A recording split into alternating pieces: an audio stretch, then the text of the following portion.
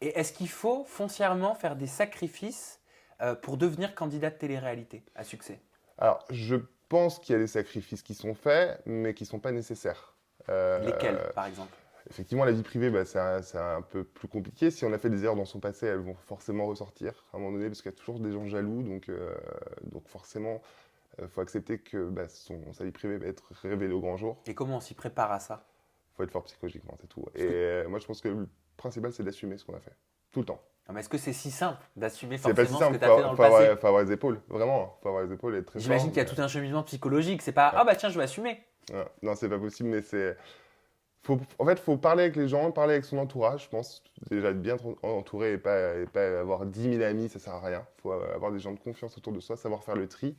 Et c'est peut-être là que le sacrifice se fait, c'est dans le sens où, oui, effectivement, j'accepte aujourd'hui d'être moins entouré, d'avoir des gens vrais autour de moi. Et j'imagine que tous ces castés que tu as pu recevoir dans le passé tiennent peut-être tous le même discours en disant mais bien sûr, je suis très solide, je suis très fort, Tout le le temps. jugement, les commentaires, j'en ai pas peur. Mhm. Mais il y a ce qu'on pense et il y a la réalité de la vie aussi.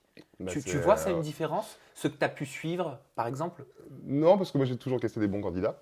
Mais non, oui, il y a des gens qui sont un peu plus fragiles et qui, je vais dire, partent en couille par la suite, quoi, parce qu'ils sont mal entourés.